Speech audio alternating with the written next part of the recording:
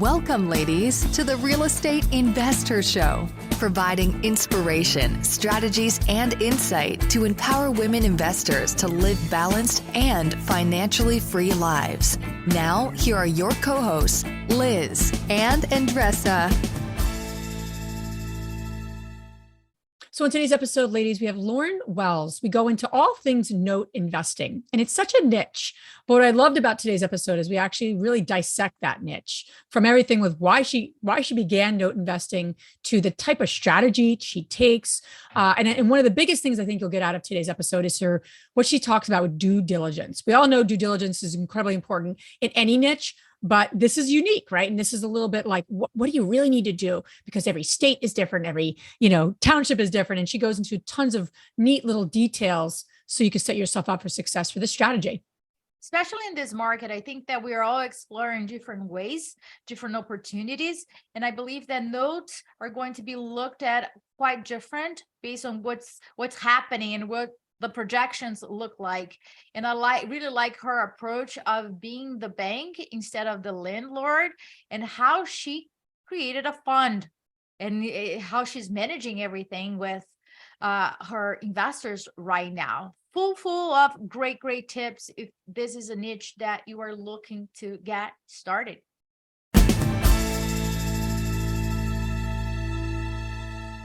Welcome back, ladies. This is Liz. And this is Andressa. Welcome back to the Real Estate Investor Show, where our mission is to empower women to live a financially free and balanced life.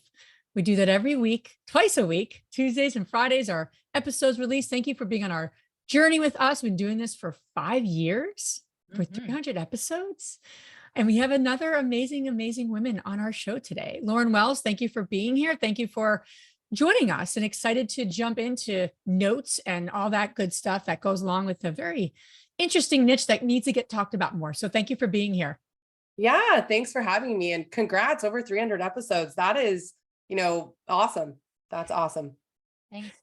And we appreciate when being back on this journey. One thing we like to do when we kind of kick things off is we like to share a quick tip, story, something coming up for us, because we always like to say we're on this journey with you. And as we learn and grow our investing portfolio, our business, ourselves, we're sharing those things with you too. So, Andressa, what's going on? Listen, I've already started laughing about the situation, right? Because for all the parents out there, when I talk about extracurricular activities, seriously though, our intention is very good, right? So they can learn different sports, different skills, but at the end of the day, we're freaking managing emotions. That's what it is, right? So Lorenzo started taking judo classes, similar to karate, right? Love it. I love it. He was not loving it at the beginning, of course, because they're never done that before. He mastered soccer, is great at it, but not at judo, right? And Sensei, Lorenzo is taller compared to the other kids that are in his group. And there is one exercise there. The sensei puts 2 kids against him. And my child had several, not 1, 2, or 3, every time a meltdown. And he says the same thing. Not fair, 2 against 1. And I was like, universe, help me out here. What can I say to him? Because I also think it's not fair, but at the same time, not my job, right? Sensei, it's there. He's doing it over and over again. And my son is like fucking failing over and over again and having a meltdown. And then another day he came and he said the same thing. It was not fair. And then I just like spit it out, was coming to my head. I was like, you're not playing a fair game. That's not what you signed up for. And let me tell you something. If sensei is putting 2 people against you, it's for you to get the skills that you need. So then when you play against one, it's going to be a piece of cake. At that moment, I look at his eyes. He's like, oh, no, I got it. Why you didn't tell me this before? I was like, oh, I guess I also didn't know, right? And then he walked away. And then in my head, I was like, what a hypocrite I am for saying that to him. Because many times in my own life, I say the same thing. I say, this is not fair. That is not fair. Indeed, many things that happen to me, and I'm sure to both of you, are unfair, right? But that's not what we are signed up for. It doesn't say it's the Real Estate Investor show, not the fair show, right? So we're talking about different things here. And as I was talking to him, I was like, I should look in the mirror and say the same thing to me. Well, maybe the universe is giving you two people in order for you to gain the skill sets that you need to run your business. So for all the ladies out there that are hypocrite like me, let's get together. Let's get together. But that's my story. I like that for the week. I like that a lot. And it is funny though, right? Your children are this like amazing reflection. I was giving advice to Zach last night, and it was just funny, right? Because when you're opening your mouth to him, you're like, this is good advice for me too. And that's maybe what it's about, right? Our kids are our teachers, you know? I love it. So Lauren, without further ado, let's jump in. So for you, Lauren, what has been the lesson that's taken you the longest to learn? I think it's something I'm still learning. And I think having kids has made that even more of a learning lesson that I'm on. Patience. You know, right now, for example, in my own investing journey, I want to buy. I'm like, no, you need to be patient. Right now is not the time. Like, unless you have some opportunity that comes to you off, market or have those relationships, right now is not the time to just go, And so I think patience in where you're investing, who you're investing with, in the relationships you're building, and in really looking at your timeline as your own timeline.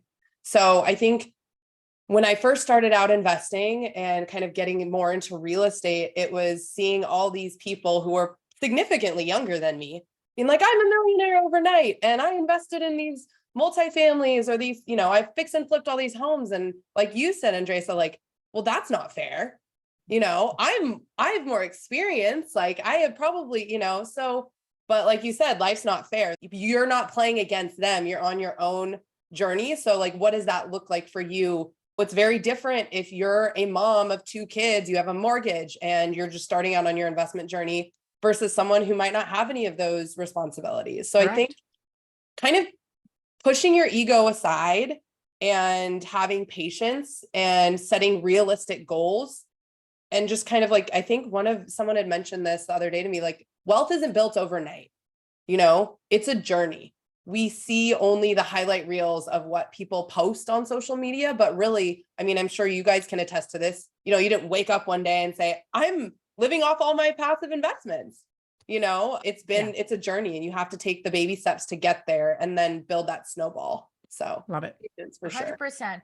So during this episode, we're going to talk about the power of being the bank instead of being the landlord. Yeah. And I wanted people to hear your story and how you pivot, how you not like pivot to the sake of the market, but pivot to align to your goals and to your lifestyle where you want to be. Could you share a little bit more with our audience? So I actually have extensive experience in the being a landlord space. That's what I grew up. My parents were landlords. I saw that. And there were a lot of benefits to it. There's that passive income, but there's a lot of 3 a.m. calls. My toilet broke, this needs to be fixed. Tenants didn't pay rent, whatever it might be. And so being I'm the oldest of 3 girls. When I graduated college, I was like, I'm not doing anything real estate. I'm going to forge my own path. I'm going to do things differently. Went into like tech startup world, went that route, realized as I had a family, like I want more time. I want more time for my family. I want more time. I want to own my time. And how do I do that? Through real estate. But I didn't love the idea of, being a landlord and dealing with, tons of tenants and issues and having to, if it's not a local property, then having to outsource and build a team. That's just not something that really appealed to me in my phase of life. So I stumbled upon mortgage notes. I have a mentor who, is much older than me and basically had said, hey, I've been looking into mortgage notes. I am too old to start something new. I don't have that energy, but this is a path you should look at. And I think, the first thing is having someone who you can lean on to give you advice, whether that's, someone in the space, someone who's just a mentor outside, really helped. And, I had never heard of a mortgage notes. I knew what a mortgage was and a note was because I owned my house, but I didn't really know that you could invest in them and become the bank. That was a very new concept to me. But I liked that appeal as I started digging into it of, oh, this is awesome. I can basically assume the position of the bank and just collect checks. I've read probably when I go into kind of my research and analysis phase, what I like to do is look at everything that can go wrong. Like, give me a reason not to do this. Like, what are the red flags? Talk to as many people in the space as possible. Is it an inventory thing? Is it a barrier to entry as far as like costs? Like, why wouldn't I do this? So about 6 months or so after like reading every book on the world and every book possible about mortgage notes and investing in debt, and then talking to probably over 20 different people about the space that had been successful, I decided, okay, I'm going to start building my own portfolio. And I really started, actually, because of the barrier to entry, investing in a first position lien, I started actually investing in second position mortgage notes. I was like, this is great. It's a lower barrier to entry. And we're talking like I could get a mortgage note for less than $10,000 for seconds, just for perspective. And, I built out my systems, my processes, scaled my portfolio of seconds, and then eventually added some firsts to about, 30, 40 notes.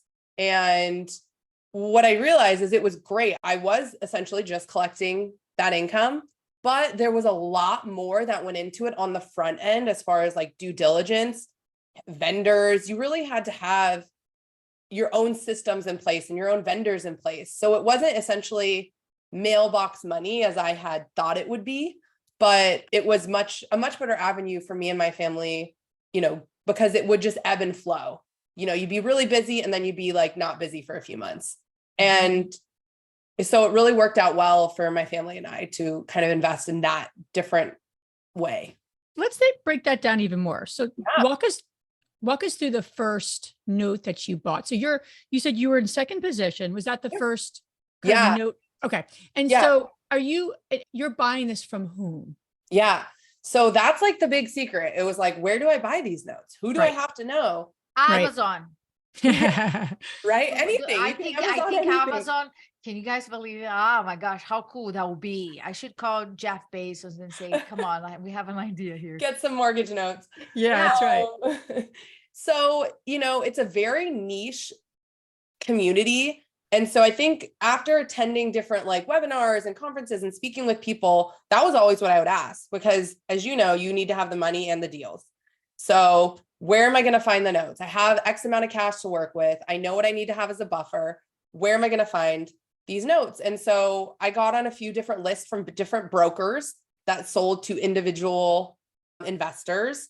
Okay. In tranches of like, they would put out, say, a tape, which is essentially a list of different mortgage notes, and you would bid on them. Now, kind of the hierarchy to give people, an example is you start with a Wells Fargo, for example. They will sell to a, huge, another institution like a BlackRock. They will sell to a fund who will then sell to maybe another fund, or maybe you'll go straight to the broker, which will go to individual investors. I see. So you're probably like 3 or 4 steps removed if you're just starting out in note investing. You're getting the hairy notes is what they call, they're not super clean. If they're performing, meaning they're paying on time, you're probably still going to pay a premium for them. I had a quick question about the performing and non-performing, right? Let's talk about that piece a little bit. The one that you bought was performing and non-performing, and why you made that choice. Yeah, great question. So for people who don't know, performing means it's a borrower who's paying on time as expected per the terms of their note. Non-performing means that they have delinquency of 90 days or more. So it could be anywhere from 90 days to a couple of years when you're acquiring this note. I specifically saw more upside in investing in non-performing seconds because, and there's a lot of due diligence that goes into that because that is kind of a risky move if you're not in first position. So that really was where I saw a bigger payoff. I could have chosen to invest in performing, but the margins were small. And how did you mitigate? You still, even though it's much riskier, as you were saying. Yeah. How did you mitigate that risk going second lien position and non-performing?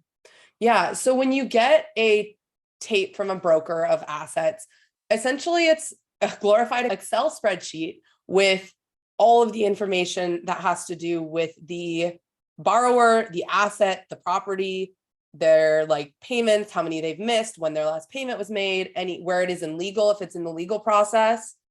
So you essentially take that tape as kind of word from the broker and you give them what's called an indicative bid. Now, this is like probably where a lot of the heavy lifting comes into mortgage notes is your due diligence. So that indicative bid, think of it like entering into an agreement if you're putting a bid on a house. You're going to have your escrow period, but in the initial due diligence, I would look for only second position. I would look for they would have to have equity. So if I looked at the total balance, the first, the second, and what the value of the home was, I wasn't going to go over 70% loan to value. And that was with covering the second. I needed to make sure that if they went to foreclosure, I was going to get paid as the second position. So that was probably the number one thing I looked at before I would give an indicative bid. I also would look at specific states. Like I would not go near New York or California. I liked, Georgia and certain states where it was easier to work as a borrower in second or as a lender in second position. So it comes down to knowing the value and really the rules of the state you're investing in. And every state is different. So you definitely have to make sure that you have a team of attorneys or vendors, attorneys that you work with to review. But once you give your indicative bid, the seller will come back and say, great, we accept. Then you have like your due diligence period. So your escrow period. That's where you go and say, okay, now I'm going to do my own research and make sure that everything you put on that tape was accurate. I'm going to pull title. I'm going to have the attorney review it and make sure all the allonges and assignments are in order, that I actually am in second position, not third or first in some cases. You're going to have someone go by and check out the property. Is it in good condition? What is it like? What's your BPO on this property? And then you're going to look at the borrower as well. In second position, it's really important to look at the borrower specifically and any servicing notes from the prior lender. Like what caused you to be behind? Was it that you lost your job? So. I'm curious too, the ultimate goal with note investing is you're buying this non-performing note, right? Obviously.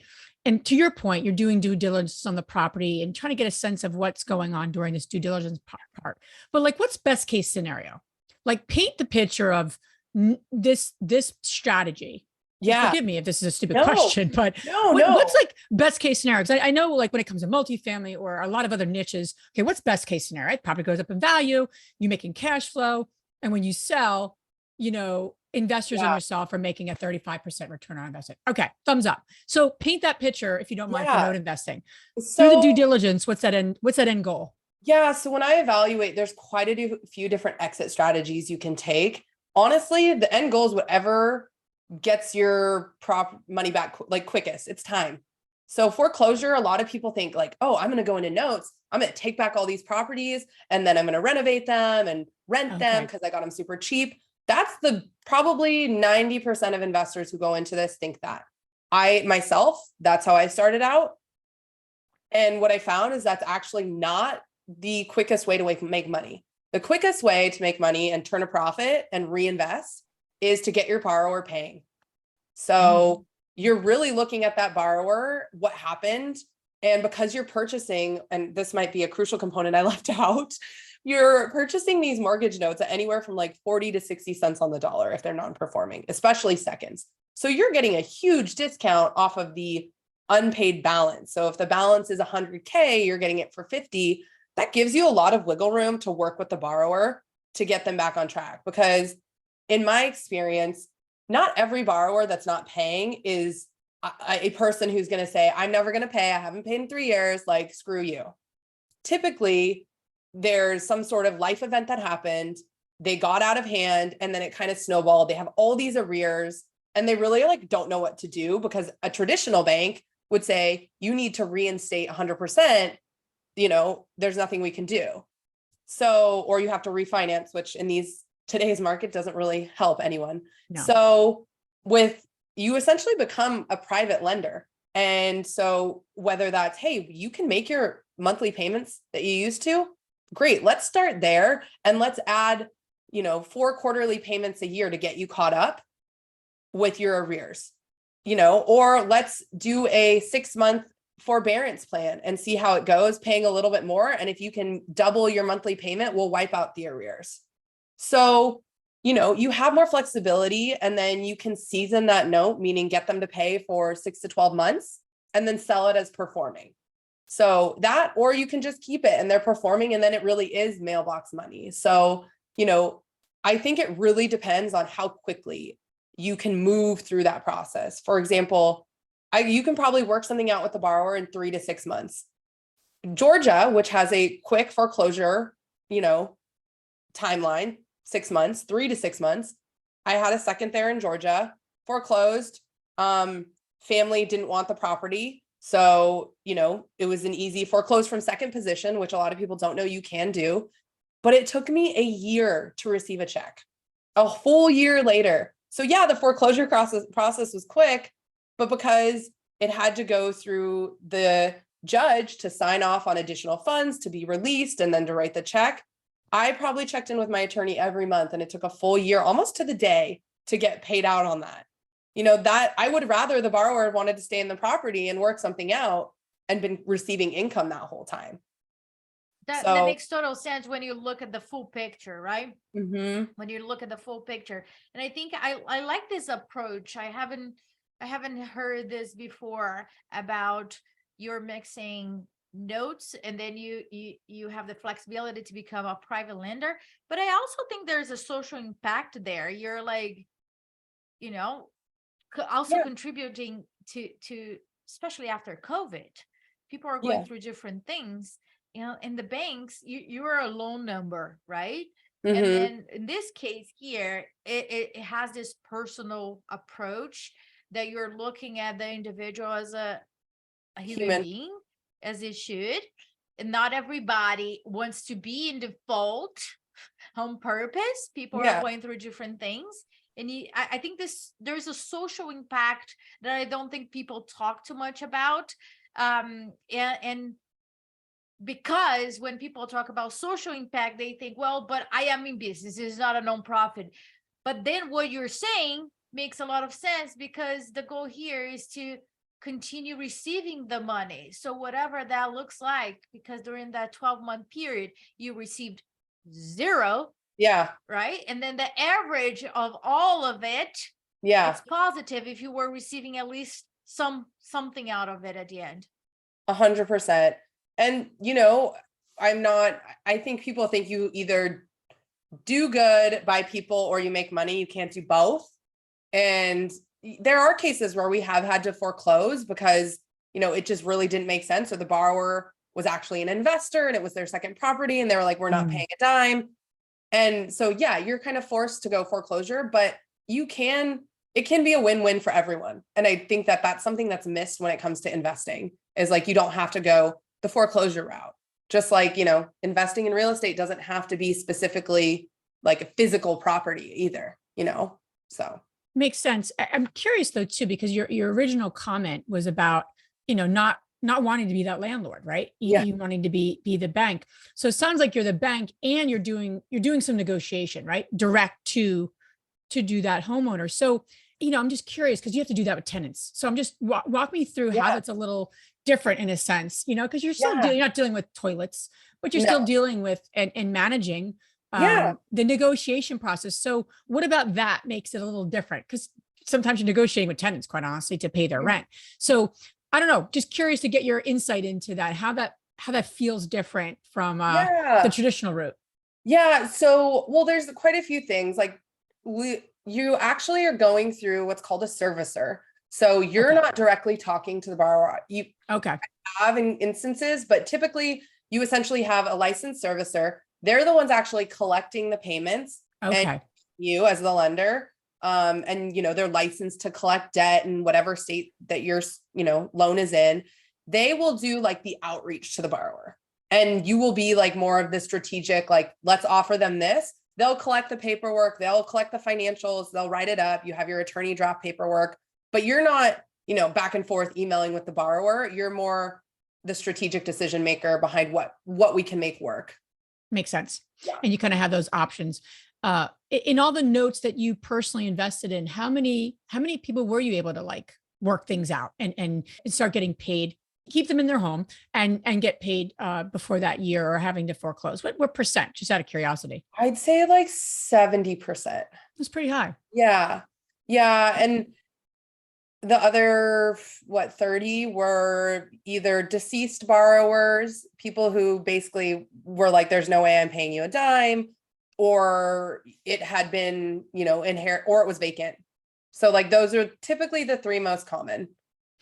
And curious too, right now in this economy, right? So people are, there's still a high demand for a lot of homes, right? Foreclosure, I've heard, is low, as at an all-time low in terms of that perspective. So how does that impact, the note investing world? Is it just less deals, less opportunity, less inventory, or actually no, we're more seeing inventory? The inverse. Yeah. So foreclosures are at an all-time low, but delinquencies are actually up.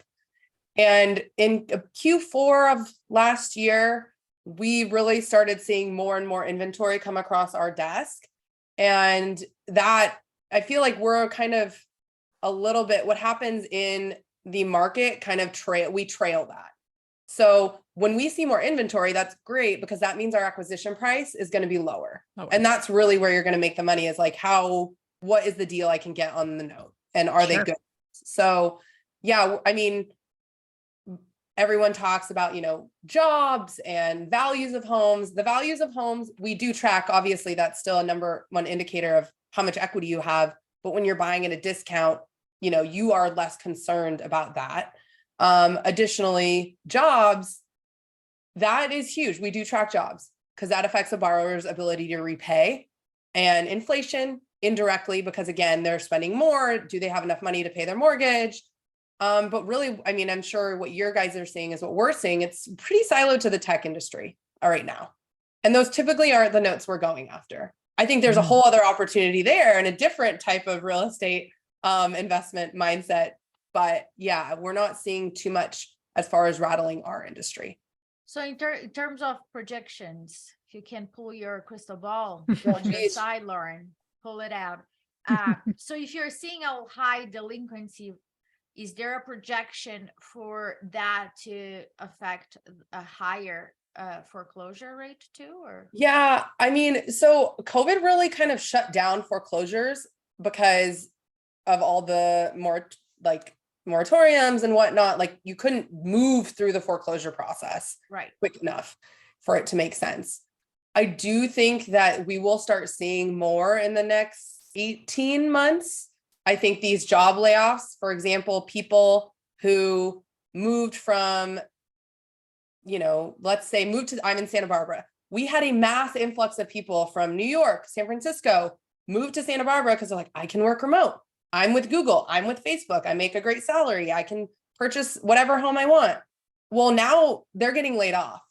They have these mortgages at 3% on these huge homes. I do think that we're going to see, I don't know, I think we'll see a lot of foreclosures, or maybe again in 18-ish months. I think we're going to start seeing more and more delinquencies. I think we're going to see, people who are getting creative and doing subject twos because they want to get in to these 3%. I think that have to, right? Yeah.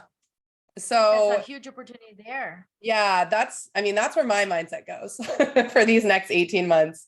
Well, it's all opportunity, right? And I think that's the beautiful thing about our world of real estate investing, regardless of what niche you're in. If you see layoffs, yes, that's not in and of itself. You don't want to see people laid off, obviously. That in and of itself as a human being, right? Yeah. You feel for those people. As a real estate investor, you do know that's going to impact motivated. If the motivated sellers go up, And that's when we know we can really create a win-win for people Yeah. in any niche. And I think people forget that. They see, recession, interest rates, and it's very cloudy. But I see opportunity, right? I mean, we're looking at properties in Florida, and these are 10, 11, 12 room properties, $1 million plus properties. And in some ways you could say, wow, that's pretty risky in this market. And on the other hand, you could say it's actually not, because this could be someone's second home who just got laid off. They can't make the second mortgage, and we can get it for 80% of what it's really worth. Right. So we all have to be smart in this market, by no means to, go blindly. But I love what you're saying, because whether it's note investing or multifamily or short-term rentals, you have to watch what's happening and say, how can I contribute? How can I obviously create a win-win for these people, not take advantage, but it's a win-win. So I like that a lot. Yeah. And I think really and I'm sure you guys, talk about this a bit, but I think when I first got into real estate investing, I thought you have to own a single family home. You have to collect rent. That's the only way to be a real estate investor. And as I've been on this journey for a few years now, I'm like, wow, you can be a private lender and make monthly income. You can subject to is its whole own world that I actually I think it's going to be very interesting in the coming, years. But there's just so many different ways to get involved. You can be active, you can be passive. And I think, when you limit yourself and think, I have to purchase a property to be invested in real estate, it really is kind of disheartening for a lot of people. I think that's where I was when I started. I was like, well, we own our home, but I don't have enough money to buy a whole other property, or maybe I do, but I'm scared because it's out of state. So what are some other options? And I think really what you guys do is great, kind of educating people on just that literacy behind investing and kind of growing wealth in all sorts of ways. And I know it depends, but what would you say if someone's listening saying, you know what, I want to give a go to being, to note investing. I'm going to start to do some research. And I also want to make a quick segue. I love what you said earlier. You said, I read every book, I listened to every podcast, but then you did a third thing that most people don't do. Yeah. You said you talked to 30 or 40 people in the business. Now I know that's hard for a lot of introverts listening to well, I want to skip that third I can make 3. But I think talking to people, it doesn't have to be 30, right? I would love it. Talk to 30. And Justin may have probably talked to 3, regardless of how many.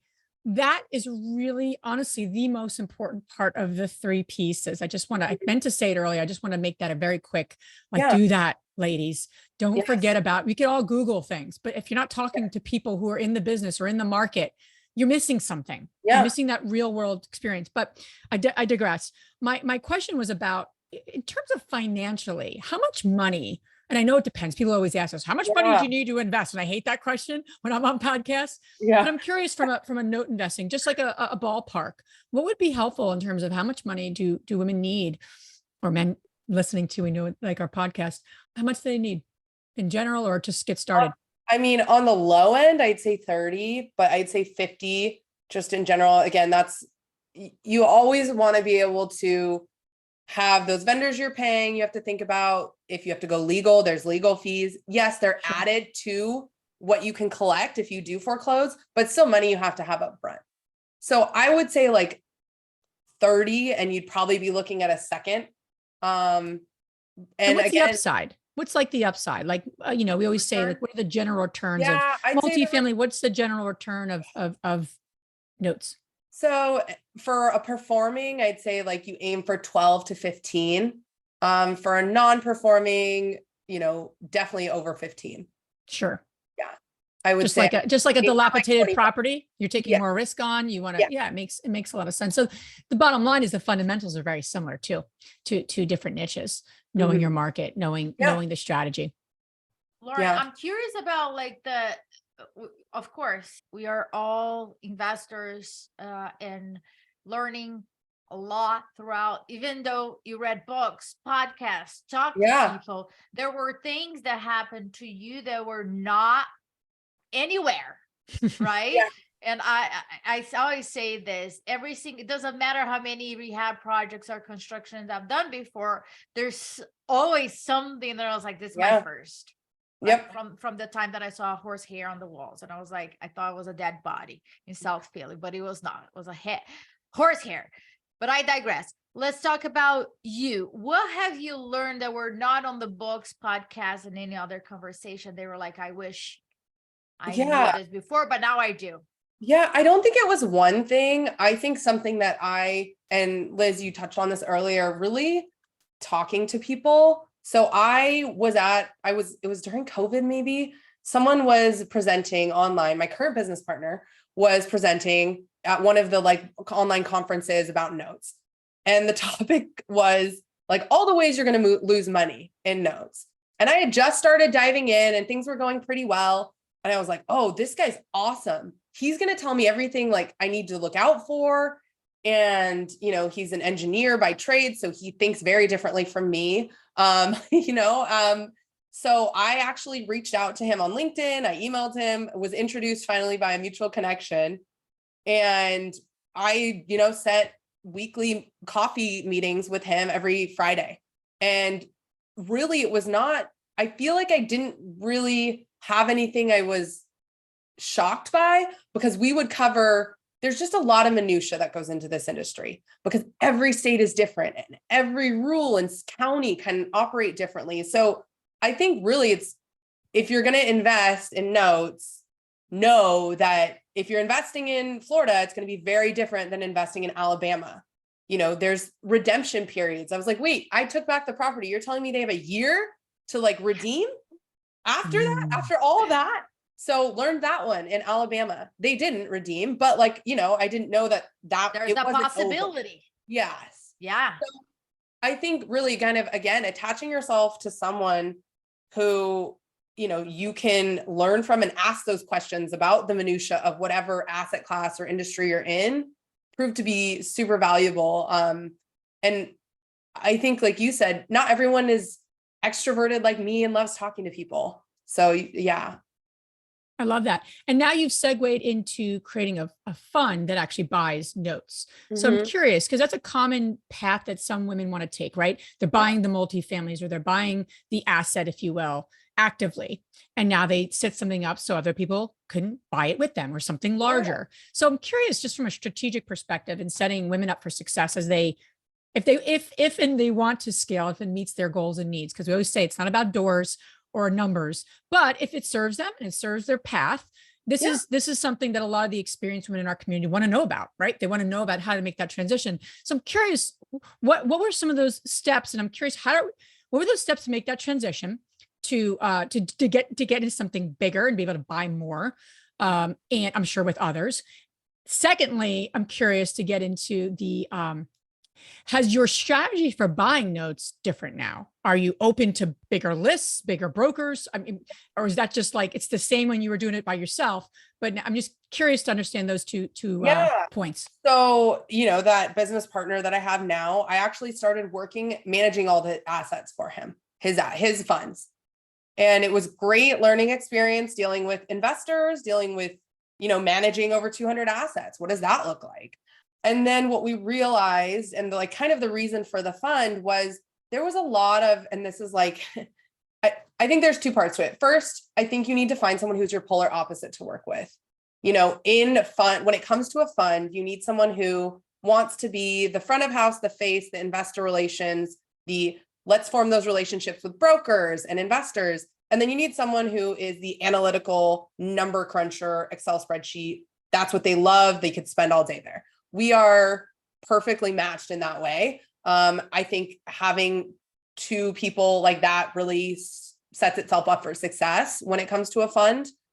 I couldn't personally imagine running this on my own, especially as a mom of two. I don't think it would be possible. But the reason that we decided to partner together to go the fund route was we realized he was working with a lot of non-accredited investors. So a lot of people who wanted to get in had 50, had 100K. And so we would do joint ventures with them, or we would sell them like a partial of a note where essentially you're investing and getting that principal and interest returned monthly. Well, that was great, but it was a lot of work. It was a lot of individual investors, a lot of K1s. And really, we just realized there was such a market for people who wanted to get in, but weren't accredited. And that accreditation for funds is a big barrier to entry. So that's really why we went the fund route, and we went not only the fund route, we just went the Regulation A+ route. So that's, for people who don't know what that is, it's basically like crowdfunding in real estate. It's open to accredited, non-accredited, anyone. And as far as like how we acquire notes, well, you have more money, so you can typically take down larger tapes. So I don't think necessarily our acquisition and like due diligence processes or anything like that, they've become more refined when you're looking at, 100 plus assets to purchase. You're definitely have to have your processes much more, kind of like a well-oiled machine. And this is what happens. This is the process they go through. What does that onboarding process look like? How quickly can we work something out with the borrower? All those things really matter when you're held accountable by your investors. And, you have more, so you do have more money, but you have to have your processes really kind of locked in to do that. That. That's great. So great nuggets there. Lauren, this has been helpful and great. I've taken tons of notes. I'm like, oh, I gotta do some note investing. I always get excited when I talk to people in different niches. But where can the ladies listening learn more about you and follow you along your journey? Yeah. So you touched on something earlier, Liz. Not everyone wants to talk to people or reach out. They might not be extroverted, but I found this real estate market niche of women and investors in general are super open to talking to people, So I always say you can email me directly at lauren@7einvestments.com. You can also find me on Instagram at 7einvestments, and our website is 7einvestments. But yeah, if I am, again, I'm very extroverted, but I also really love more the one-on-one conversations. So I always, again, throw it out there to anyone who wants to connect personally about my journey, about notes, about, other asset classes, or just getting started, or being a mom and trying to get started, all of that. I love it. So again, lauren@7einvestments.com. Awesome. All this information you guys can find on our show notes. Now we're going to transition to our fabulous 3 questions. The first one, Lauren, is what's the most transformational book you ever read? Oh, I think I have 2.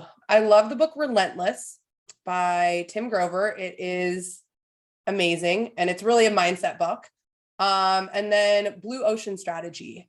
Really, I think something that's huge is look at what people aren't doing and go there.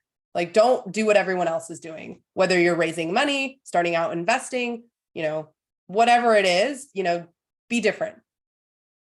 Second question, what's the most powerful routine that you do to create a financially free and balanced life, whatever balance means to you? Wake up before my kids get up. Number 1, I think people think it's crazy, but I'm like, that's my time. I don't care if it's 4 a.m. Wake up, drink my coffee, do some sort of exercise, whether it's a run or a walk, that movement before they get up. And then really financially, like having a business meeting with my husband about our budget and our finances monthly to make sure, I think budgeting kind of gets a bad rap because people think like, oh, you can't spend any money. The beauty of a budget is you get to create it. And so, but I think just having that monthly check-in of like, okay, are we on the same page? Are we, hitting our goals? Do we need to adjust in some areas? So I think those 2 things really like set good foundations for all the other aspects of our life that we want now and 5 years from now. Awesome. Last question. Which woman, famous or not, has inspired you the most? Oh, this is one of those questions that I feel like I should be prepared to answer, but I'm definitely not. I don't have a particular famous person that stands out to me. I think for me, it's just when I see other women in leadership positions in real estate, whether they're in a fund or whether they're, building their own business, and especially moms, again, I think seeing other women who have made it happen for themselves, who have taken that initiative, it encourages me. It encouraged me when I got started. And I think that there is something to be said about, still is a male dominated industry. So for me, when I'm at events and conferences, I love when I see other women on panels, and not the panels that are, only women's panels talking about women's things, but on panels that are talking about industry trends and market, you know, I'm like, those people, I want to be them. I want to be moderating that panel. That's, you know, that to me is awesome. Love it. Lauren, thank you so much for being on our show. Thank you for sharing all your wisdom, and good luck with everything you got going on. Very exciting stuff. Yeah. Thank you guys so much for having me. Thank you.